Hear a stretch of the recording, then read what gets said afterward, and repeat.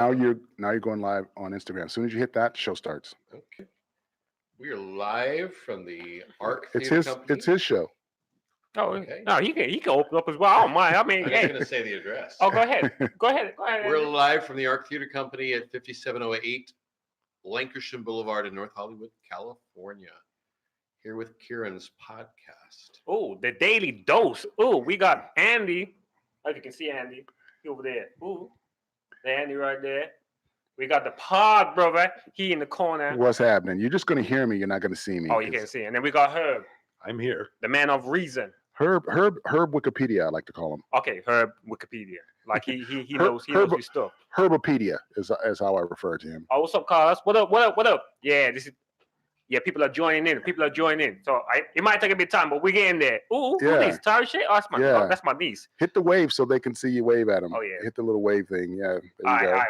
We're going live and all this. Anyway, we're discussing. Well, Andy came up with the bright idea to have a controversial conversation amongst grown men, You right? know, Oh my goodness. I think we all should get a shot at it too. I think we all should after his topic, then Herb, you get a topic, and Oh, yeah, then of course. I get a topic, and then Kieren, you get a topic. Well, this is Andy's. He wants to go. True. So you want to go interracial Right out the relationships. box with the heavy Right out stuff. of the box. So you want to go interracial relationships, right? Interracial relationships. Oh, I like that. In the modern world. Modern world. I guess so. Yeah, but you threw a twist on it. Yeah, you threw the twist. What was the twist though? What was the twist? Same sex. Oh, Same same sex. sex. Okay, there you go. That was the twist, right? That's the twist. So what's your thoughts on that? I'm all for it. Team Swirl, taste the rainbow. Team Swirl, taste the rainbow. Here you go. Yeah, okay. You want to elaborate more on that? I could, I guess, a little bit. I think it's interesting because we live in Los Angeles, and we're the most multiculturally diverse city in North America. There are more races, religions, nationalities, languages, and political persuasions than any other city in North America, including New York. Got you. So people are here from all over the world. And if they come from another place, they probably also have a restaurant here. Wow. So you can really taste the rainbow. You can get to know people. Okay. Mhm. No, that's cool. I'm with that. PodBrother, what's your thoughts on interracial relationship, same sex? I think everyone should live in peace and harmony and get down however you want to get down, man. Because if you can be free and be you and do you with whoever you want to do it with, then the rest of the world will have no issues with anything else. So, as far as I'm concerned, interracial, same race, no race, female, man, male on male. It don't matter. Everybody should get hand jobs for peace. what You I said say. everyone should get Wow. hand jobs? Everybody should get hand jobs for peace. Wow.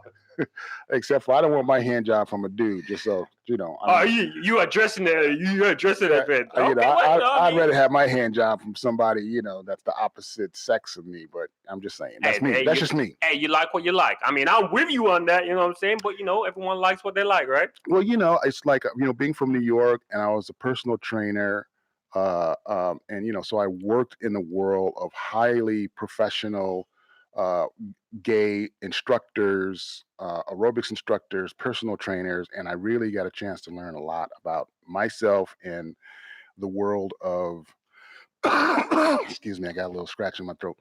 The world of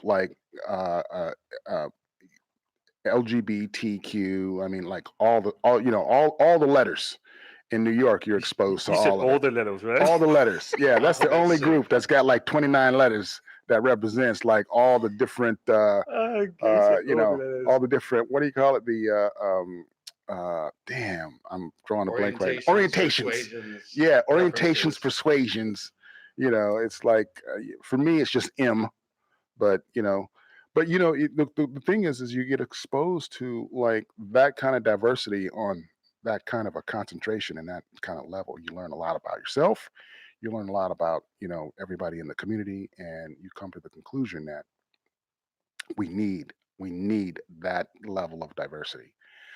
And if everybody's cool with everybody, then you learn more about what you're cool with and how you can be cool with yourself. And, being born and raised in Indiana, where you're kind of trained to be, homophobic and, if you are gay, you're kind of like forced to be in the closet, and you go from that environment to where it's just really like a lot of pressure to fit in with the community, the group. And then you go to New York and you realize none of that shit matters. Like in the real world, everybody is everybody, and everything is real. And you just learn a lot about yourself when you are exposed to like all different kinds of people and ethnics and sexual orientations. So you were raised in Louisiana, but then you were in New York. Yeah, I was raised in Indiana, and I moved to New York. Well, first I moved to Boston, and I got exposed to hyper homophobe, because in Boston, like everybody is like super homophobe. Not to generalize a region, but there's a lot. And then I moved to New York, and then I instantly got a job as a personal trainer. And next thing you know, I'm like exposed 100% to like every male guy in New York is in every circle that I'm running in. And you get a chance to just be like, oh, okay, I get it. I totally get it. And I don't have to be homophobic. I don't have to be weird. I don't have to be judgmental. It's like I want just as much of approval from everybody in every community as anybody else. So you've been to the comedy community, so you see a lot of diversity there too. Right? Yeah, and that's the thing. That also was part of my training for the evolution of just. Sorry, Andy's phone's ringing. He's there looking around like it's not his phone. Yeah, I'm trying to pretend it's somebody else's. He's there looking around like it's not mine. Yeah. Comedy is a big, big, big training on just live and let live, and not be so judgmental on anybody who's different than you are on any level with any orientation. And that is like a huge training ground. So if you can navigate, the craziness that comes with comedy, then it's, every other world is kind of like no big deal. All right. So I like that. I like that. Herb, you wanna input on that? Oh, I'm an elderly straight male who I spent. He's single.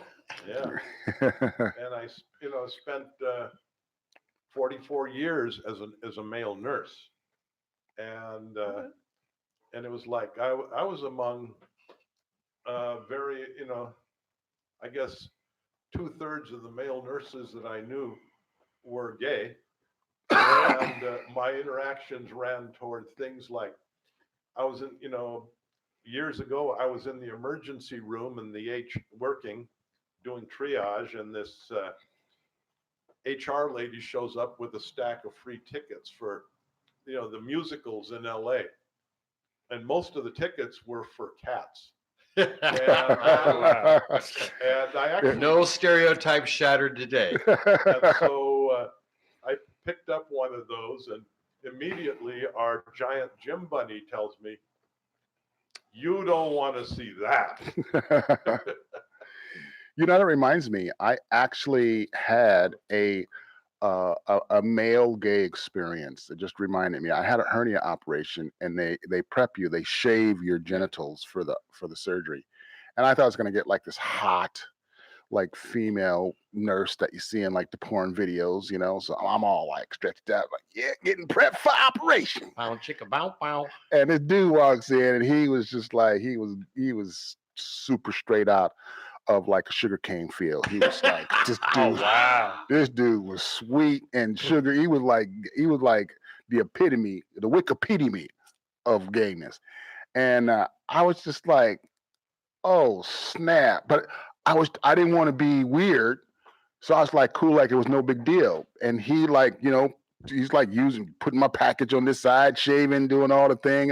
He didn't make any moves or do anything weird. He was solely professional, but he was gay.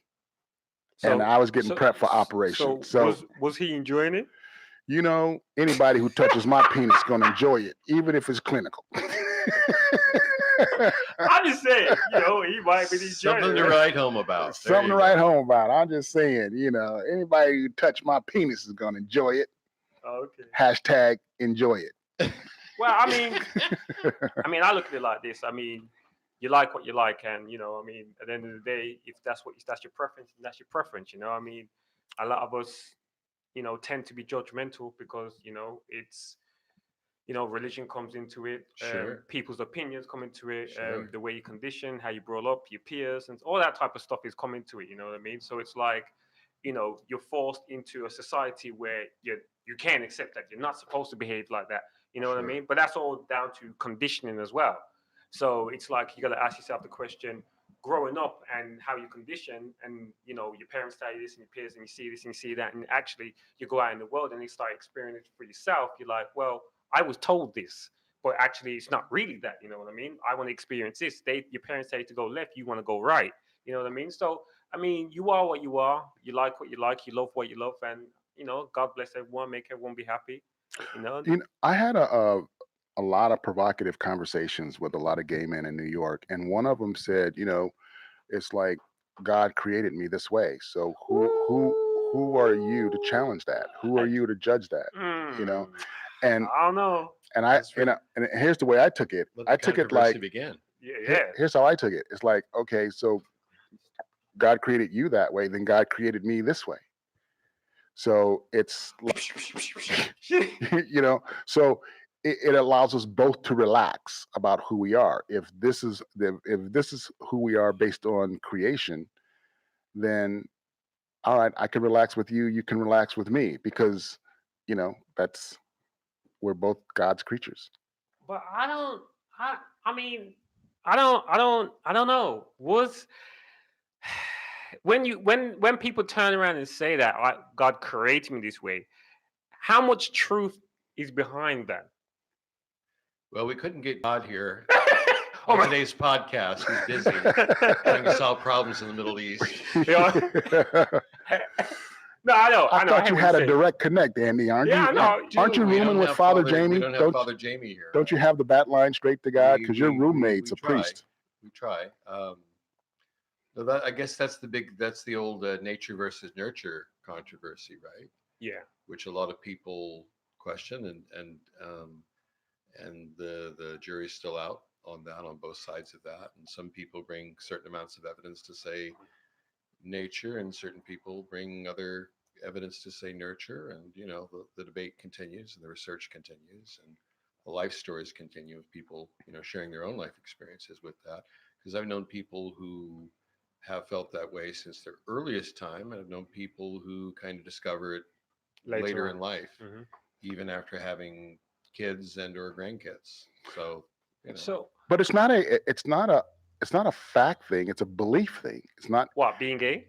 no what you believe in, like believing that God. Your question was, is that true? Yeah, how much true? It's not. It's not a matter of whether it's true or not, as much as what you believe, and faith and having belief in something is based on not having any real proof that what you believe actually exists. So it's like, you know, like he said, he joked about it. We don't have a direct line to God to ask him, which means it's 100% what you believe, because there's nothing to where's the science to back that. I can give you, what little I know, having been a nurse and also being in Vietnam and hearing a few anthropologists and this sort of thing. Human reproduction is an awful lot of work, and there are roles, and what this anthropologist had to say, and he was this drunk in this nightclub in Vietnam, but anyway, what he had to say about it, he was from Queensland, University of Queensland, was he was writing a book, and I never saw the book, never saw his name again, so I think something happened to it. But what he had to say about it was that gay has to do with at an anthropological level, at the whole bottom line primitive thing was reproductive support. He said that if if you're, at the, you're like hunter gatherers and you have your little village and your society. And if you respect a, gayness, where you have, back in the, back in the village with the women, there's some gay men. And then and oppositely, out with the men in the hunting parties, there's some gay women. And the point of the thing is, if there's gay men back there with the women, the condition of the women will be a lot better. They will be better cared for and healthier, and they'll be a whole lot less likely to commit infanticide and things like that. And he had statistics to show that. And going the other direction, if there were some wild girls out there with that hunting party, there was a whole lot less likely for the men to be murdering each other. And the point of it was, there in both cases there was this, there was always the possibility of friendship without sex or competition, and that helped. And then in the groups that did not, respect this, where it was persecuted, the women were in a lot worse condition, and they were killing their babies and things like that more often, and the men were murdering each other more. So population lower, health a lot worse, and general level of civilization would suck a lot worse. Wow. And that was, and he said it was really important. He had done his research on this, and he said he had all of his statistics, and he had it all fixed up with what they call Bayes' theorem, proving his facts and things like that, and ready to publish. He just had to finish writing it, and then I never heard about it again. So I think, like I said, he was studying Montagnards, the Hmong people in the highlands in Vietnam, and I bet you somebody shot him. He was also in his late 50s, so I think he could have also had a heart attack while he was out there too. See, I told you Herb was Wikipedia. Yeah, So I mean, he's got all this information. He went deep on tribal stuff I didn't even know existed. There was a lot of life experience from. But this was just hearing an anthropologist who was drunk in a nightclub called the Black Orchid in Nha Trang, and so it was the only place on limits. It was all off limits except for there. Wow. And what was at the Black Orchid? You had it was like this French colonial building about a couple or 3 miles kind of outside the town, and it had a marquee, and the marquee said Black Orchid Night Spot or something like that in English, and they had something in French, and then it said stand up, and then something in French, and then it said Madame Chrysanthemum. And Madame Chrysanthemum was a stand-up comedian in there, and she was the master of ceremonies. Oh, and the other thing on the marquee, it said nearly naked dancing girls. Nearly naked dancing. Nearly naked. So you get your lap dance on while you learn something about anthropology in tribes that have like LGBTQ. Yeah. So anyway, He was in there and he was drinking, and she got up there and she did her stand up, and she got a lot of yucks when she did it in French, but when she said it in English, I don't remember a lot about it, except it just didn't seem very funny, because I have a feeling that it was different saying it in French than it was in English. And then it was like she wasn't going over there, and so he was down there at one of the tables with a couple of the nearly naked dancing girls, and they weren't sitting on him; they were just sitting him on the table, and sort of the only thing is he gets up and he introduces himself as something like Rafe Steinfeld. and one of those nearly naked dancing girls said something like, "You know Leif, you Lerf, you not royal, you Aussie Jew." Wow. Yeah. Wow. See, you look mild and mannered, but you've been around the corner a time or And two. so anyway, he got up there and so he lectured us for about an hour. Incidentally, the cover charge and everything in there got you beer, a coffee. The dinner was a bowl of pho, and everything was duck. You got duck pho, and then you got a duck banh mi, which is a big submarine sandwich. And so and it was pretty big too. It Wow. was just a French roll loaded up. There it is. And so anyways, the place the food was pretty good. The all the the nearly naked dancing girls kind of looked like they were 11 or 12 and Right. and didn't go over that well.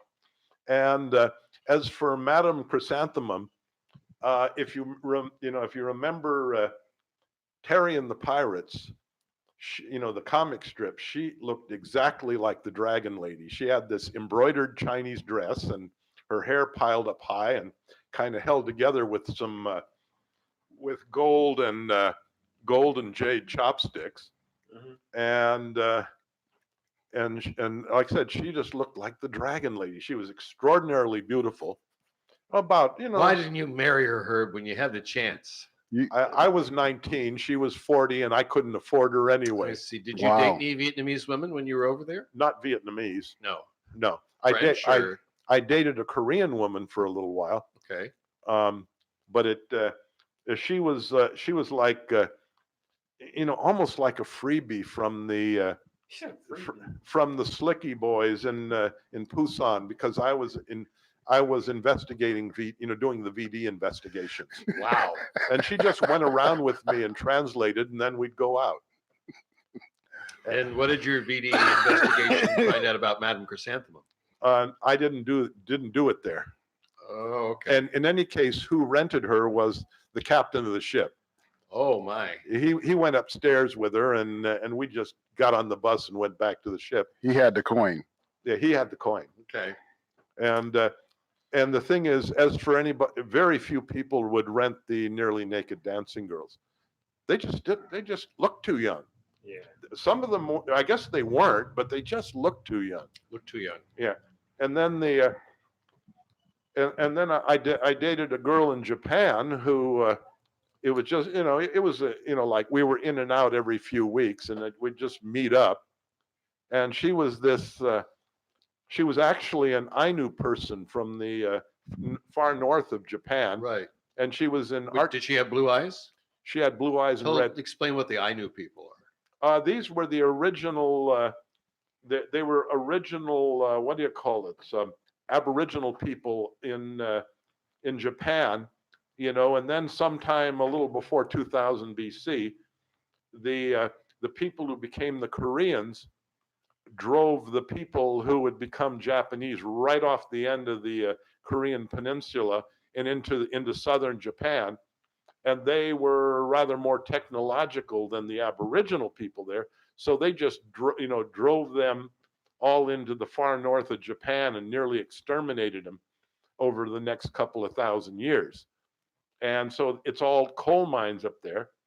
And this girl didn't want to work in coal mines, because that was just about all there was. So she ended up down in Sasebo at art college. It was, from what I know from her, it was pretty bad being an Ainu person, because she was utterly being discriminated against. And what her plans was to graduate with some kind of commercial arts certificate, and then head for Australia. She had kind of curly red hair. She had green eyes, and she was had kind of milky skin, and she had some freckles. So were the Ainu people, were they Caucasoid people rather than Mongoloid?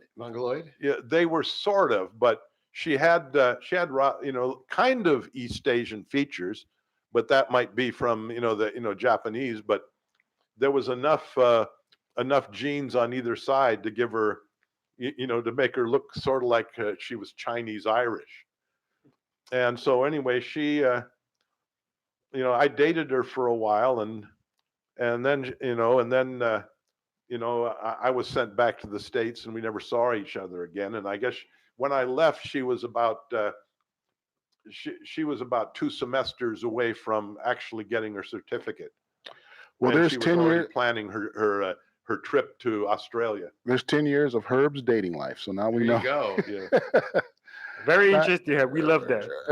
But it wasn't, none of my dating life was never very successful. So Oh no, I hear you're the Hugh Hefner of the Korean Peninsula. That's what I no. hear. Hey, we've all been there, right? We've all been there. So what rabbit hole you want to go down next, Kieren? Um, What did you want to bring to the table? Like what's in your craw right now?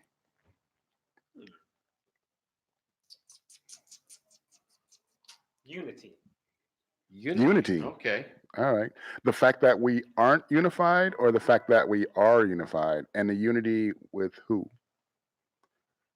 With all human beings, because that's what we are, right? Right. Well, obviously, some of us are more unified than others. No, actually. Oh, we're going right. Oh yeah. So we are all, well, some are more unified more than others. Okay.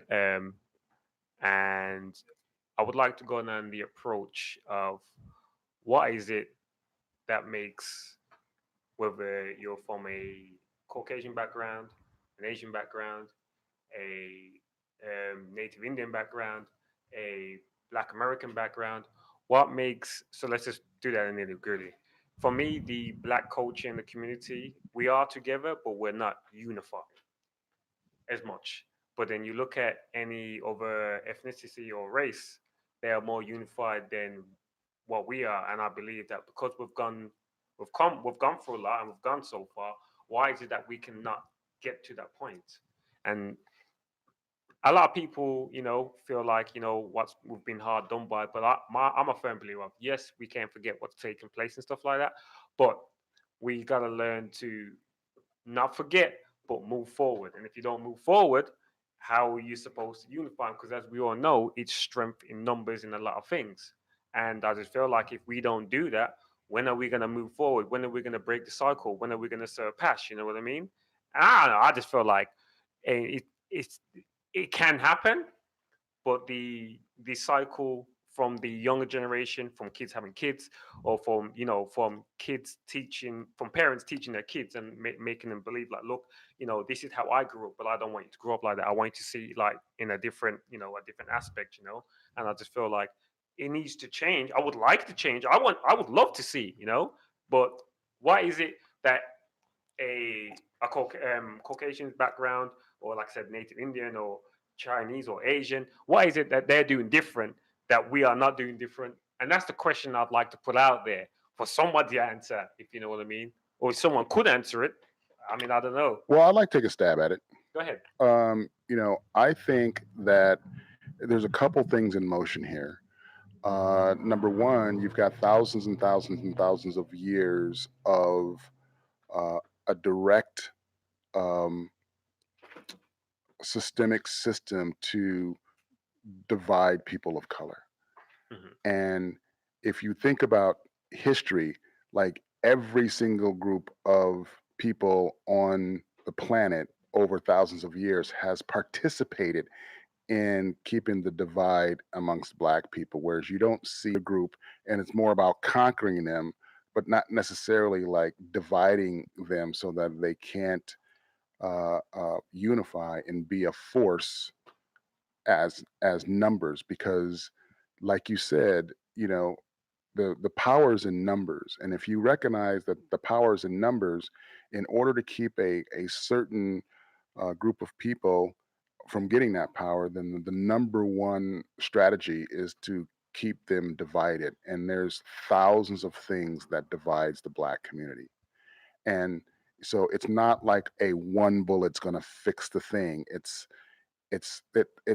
taken so many thousands of years to divide Africans, and it's going to take another 10,000 years to unite Africans as well, because you have to address the thing that's dividing, and you have to address each single thing, you know, like the institutional things, the economic things, the political things. Um, you know, no black people own a food distribution company at all in America. Not one. There's not one African owned distribution company in America. So if you don't have access to unite people through distributing food, that's one way to keep them divided, because you will always be depending on another group of people to eat. There's no chain of hospitals or medical institutions. So you're 100% dependent on every other race of people for your medical needs, your medical attention, your cures, your medicines. There's no black chain or franchise that owns any world banks or bank Let's institutions. say, how about banking? The financial Yeah, sector is pretty exclusive toward African Americans and the ability to get loans, which yeah, means then African Americans can't buy homes and have property. So it's very hard to accumulate wealth, let alone pass it on to the next generation of kids. Um, the average African American owns a fraction of what the average Caucasian owns as far as real estate and real property and wealth. So if you don't have access to it, you can't really build upon it. If you don't have the tools, you can't build a house. yeah. And, there's been more focus on wealth than unity. And as long as you can throw some money down on the table, it's like, okay, make that money, get that coin. It's every black neighborhood, every black thing. It's about making the money over the unity. And Well, isn't that the greatest distraction? it does create a distraction. And that's part of, the problem. And, to answer your question, I don't think it's an overnight fix, but I think it's a fixable thing. But I think it's gonna take, you know, here's where I think it should start. One thing. Black people all over the world need to pick one thing to unite on, because every other race and creed and religion has that. I don't care where you are, anywhere on the planet, all Jews have a thing that they all agree on, and Caucasians and Asians and Chinese, and there's always that thing. Black people don't have that. We don't have that. We need to have that one thing where we all, we all are behind that one thing. I don't know what it is. Um, I'm not sure. I mean, but I think we need to have something that we all can be like on board with, that one thing. And then if we're successful in being united on that one thing, then it ripples into other things. And then you'll start seeing the butterfly effect with the unity will be contagious and will grow and to ripple into other systems and other movements and other campaigns. And then I think you'll see it. But I think it's going to take a very, very, very long time for that to happen. Well said. Well said. Do you think, though, there's progress? I mean, I was going to say culturally, if you look at American culture, the impact, the disproportionate impact in music, in particular, and now in film, sports entertainment, it's a different set of values that to some degree, maybe because of deprivation, that it forced people to be creative, to want to break out, to have avenues where they could excel. Yeah. If you look at like the top six forms of music in the U.S., at least five of those are directly rooted in African American heritage or heavily influenced by it. And now we're seeing film, and you have things like moonlighting, and you have moonlight. Excuse me. You have Green Book. You have more producers, more filmmakers, more writers who are consistently putting out product than say 10 years ago. So that seems to be encouraging.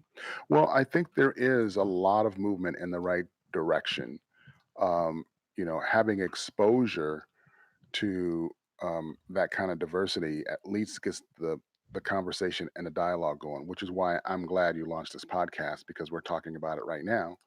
And any ears that this falls on gives people a chance to at least look at it in a different light so that they can maybe change their attitude toward it. But I think you're right, Andy. There's a lot of progress in a lot of different areas that shouldn't be ignored, and it is a start in the right direction.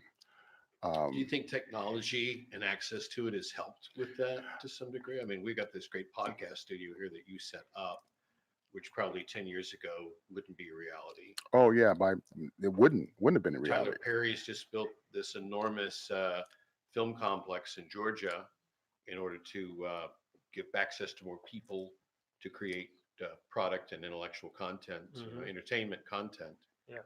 which would not have been accessible Yeah. even a decade ago. Yeah.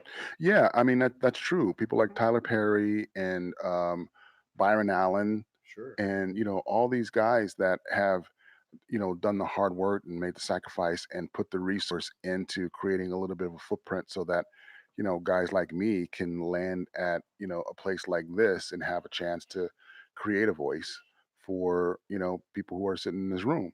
And I think technology has leveled the playing field for the message, the campaign, the word, things that people need to hear, hard conversations that aren't necessarily warm and fuzzy and friendly and politically correct, but need to be said, need to be heard, so that you can time capsule release the reality of how we can make this all work for each other. So, I think we are, with the technology, having access to the technology, we are moving in the right direction. And, this is why we're doing it. I mean, this is why we launched the podcast studio here at the Arc. And this is why I'm launching a podcast network. And this is why I want to have, sharp young minds to, like yourself, to do what you do. So I'm happy to be on your show and, talk smack about this stuff. There was, by the way, there was one, there was a black-owned food distribution company called Beatrice Foods. Right. And basically, I think it was in the 90s sometime or other, the one of their founders died, and some things went wrong, and they ended up, well, now they ended up as part of ConAgra in the United States, and the rest of it ended up as Beatrice Foods Limited in Canada. So as near as I can figure out, I just looked it up quickly on my phone. It was like an almost. When the founder died, it sort of things it sort of crumbled, and I think it's Reginald Lewis or something like that. He died when he was 50. Yeah. But, my point is, Mm. there's a lot of institutions that are responsible for uniting a group of Yeah. people and keeping them united forever. Like you think about the international world industries that are pretty much dominated by a certain country or a race or a group of people. And because of that, they have indefinite support of the resource of that industry, and they have like indefinite unity, and they have access to resource from that industry that is kind of shared in that community. I mean, there's a study that I read about, and it said that the black community is the only community on the planet that the exchange of currency happens less than 5 times. Every other community, it's like 30, 40, 50 times before that money leaves the community. So, black people make money and they spend it on non-black people and non-black businesses. Well, yeah. Asians make money, that money will be spent 20 times before it leaves the Asian community. Jewish, that money is spent 30 times before it leaves the community. It's like there's all these different communities where the money circulates a lot more than with black people. And That's why I brought up we have no distribution, we have no hospitals, we have nothing that will even allow you to keep the money in the community for even a few more hands, a few more exchanges before it's out again. And because we are such a huge consumer base, you would think we would be, because of that, you would think we would be in a position of economic and consumer based power. But because that money goes out of the community, that power is canceled. But that's what you said is on the money, and you're totally right. But what we need to do as a black community is stop making the money go out of the community and keep the money in. And you circulate it around and you build and build because as we know, we strengthen numbers, if you know what I mean. So if you keep it in the community and each one teach one, and obviously you keep in the building and someone builds something or somebody else builds something, I feel like it would kind of like work because it has to start from something, you know like I said, if we if suppose if we don't have nowhere to spend money but we spend it with different consumers, it's like, okay, the money's never going to stay there, is it? So the money has to stay within the community somewhere. It has to start from somewhere, if you know what I mean. We're I would say a lot of ethnicities, a lot of nations have gone for a lot of stuff, but yet I feel like we are so far my personal opinion, I feel like we are so far behind. I feel like we should be a lot further, but it goes without saying. What do you think the solution Yeah, is? can I feel that? Go ahead. Okay, Andy just asked, what do we think the solution is? And again, this is my opinion. Of course, of course. I think what you said, Corinne, is 50% of the solution. Okay. Yes, the black community needs to up the exchange of currency within the community before it goes out. That's half of it. Gotcha. The other half is the world needs to see black economics as an opportunity and put more money into it so that the currency, which is what it is, it's supposed to flow from hand to hand and it's not supposed to really feel the color of the hand. If you can have both the black community spreading that wealth within themselves at the same time can have the the non-black community um, you know funnel more money, more economics into the black community, I think everyone wins at the end of the day because we've proven that we are a high consumer based community. So you're not going to lose money on us. And the more wealth you create with us, the more money you make with us. So funneling money into the community from outside the community, I think, is a win-win because what I do know, just being a black person, when I get non-community money in my pocket, like I also want to put some of it in the black community, but then put some of it back out into the white community because I want that to be reciprocated. I want, I want people to see that, oh, Kimbro is like, he's a 50-50 dude. It's not like, oh, every money that I make from all non-black people is only going to go into the black community. And that makes a lot of people feel like, well, that doesn't seem to be fair. And you're kind of talking hypocritical. It's like, wait a minute, How it's much like of that though is still based on that on bigger things like there are no black owned automobile companies in this country that I know of. There are no black owned of the top 20 technology companies in this country. The thing where wealth is generally large ticket item purchases are made, and where wealth flows in big chunks. If you look at there were areas where African Americans were able to succeed, like hair and beauty products, simply because needs were different. Other people didn't want to manufacture it, and so the community found solutions within itself.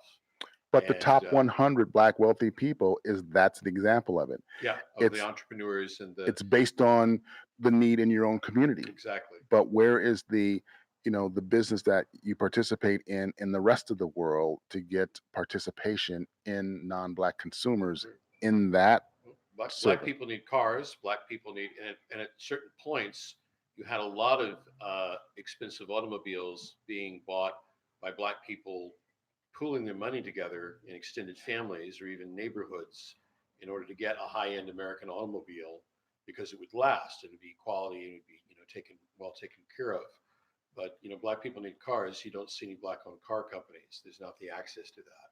Black people need housing. You don't see any that I'm aware of any major apartment companies that are owned, et cetera. The things where the big ticket items, and as you said, food. So things like food, rent, transportation, and kind transport. Of cornerstone. It's not if you don't have access to those markets to create product, you're not going to be able to do that. That money's automatically going to go out of the Black community, right?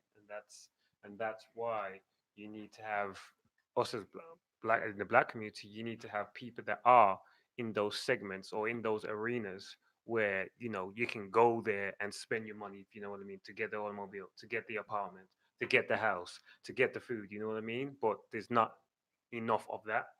Well, if there is, well, like I said, it has to start from somewhere. But I like the way the conversation flowed, you know what I mean? And I love the way everyone put their input on it, which I think was a great thing. Herb, you want to say anything on that?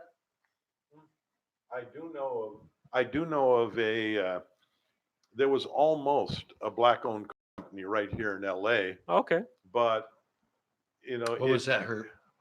I've forgotten. It was written up in today's Times. Today's Los Angeles Times? Yeah.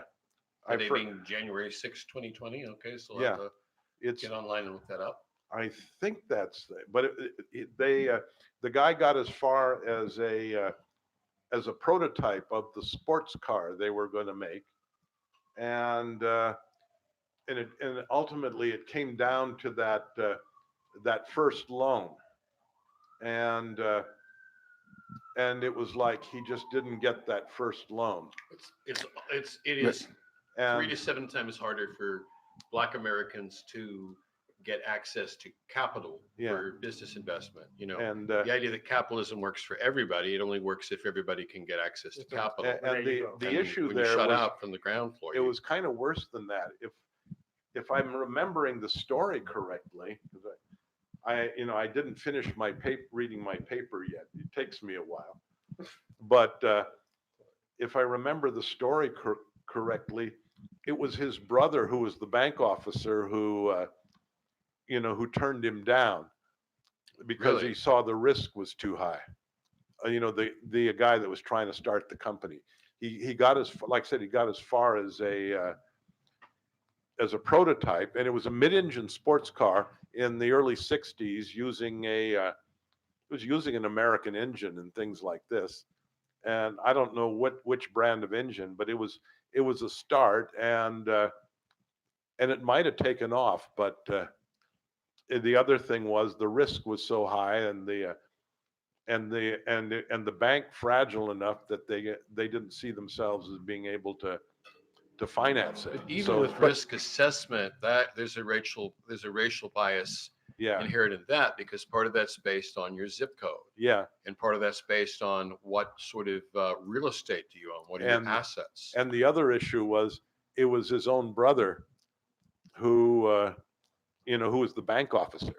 And wow. Yeah, but that's kind of the scary Paul Harvey part of the story, isn't it? Yeah. But also and then beyond that, the brother says now that if he had been braver and the bank a little more liberal, he said that the car was good enough that they might be billionaires. They might have went broke, but they might have been billionaires. It's cheaper in the long term with any community to invest in wealth building invest in into building businesses than it is to social programs. It's long term more successful to have people have the access to be able to own their own homes than to be putting money into projects which they can never own and are not maintained well. People, if you have skin in the game, you tend to take better care of your own things than you do of other people's things. But if you're not allowed to have those things, what choice do you have? then you're going to always have. I was going to say with part of the unity is there has to be equal opportunity. Yeah. Also, Okay. Native You Americans. can't spell opportunity without unity. Okay, so there you go. I'm announcing my candidate for office. I just don't know which. Maybe dog catcher. But also too, Native like Americans have the same problems, and then when they do get, on these reservations, the businesses established, they tend to use the ones that are most immediately remunerative, quickly, like casinos, and then they're putting up businesses that are social ills. but you also need to consider too that one of the big challenges, and I kind of learned this as an early entrepreneur in Indiana, an African American trying to start my own business.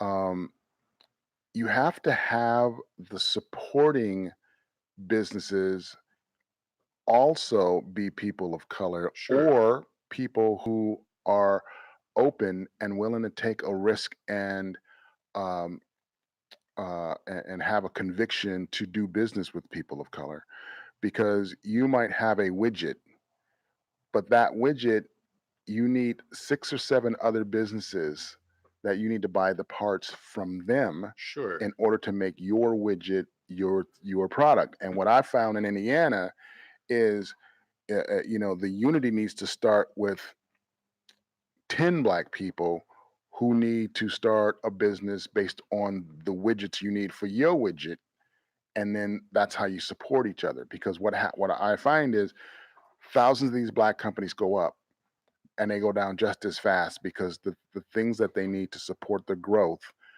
are from outside the community and businesses from outside the community. And if they decide that they no longer want to be your supplier, then you go under. If they decide they no longer. Just imagine for a second, if you had a Black-owned car company in South Central or Inglewood or some other historically African American area of Southern California, or well, I guess of any state, but then you have the system that supports that, where you have the car washes and car repair places, and the tire stores and the auto parts stores, et cetera, et cetera. On an automobile industry alone, if people bought it and supported it, like say if you could apply the model of Black hair care to Black automotive, where it became a symbol of pride, just like it's a symbol of pride for people to buy a certain fancy brand of electric car, because they can both show off luxury and they can say they're being good for the environment, reducing their carbon footprint.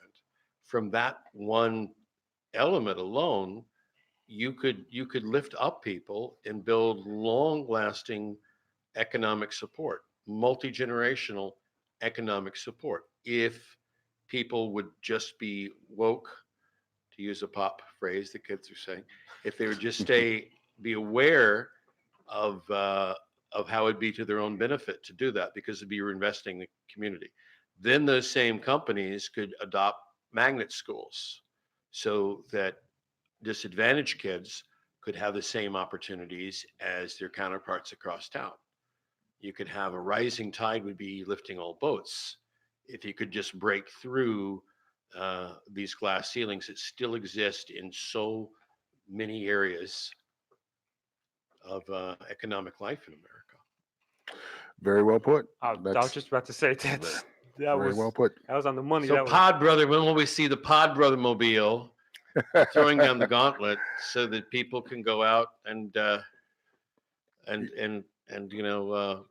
make a difference? But can you imagine that? Imagine if you had a line of cars that became a symbol of pride for those who are in the know, and then you'd have other people who want to be cool and hip, who would follow, who were, certain groups of non-Black people who would think it would be cool to have it as well. You could, just like it's happened in fashion, like it's happened in skincare, hair care, fragrance. Look at the success of Black entrepreneurs in clothing. I'm told Sean Puffy Combs, P. Diddy, Puff Daddy, makes more money off of his clothing line than everything else he's done, including all of his music.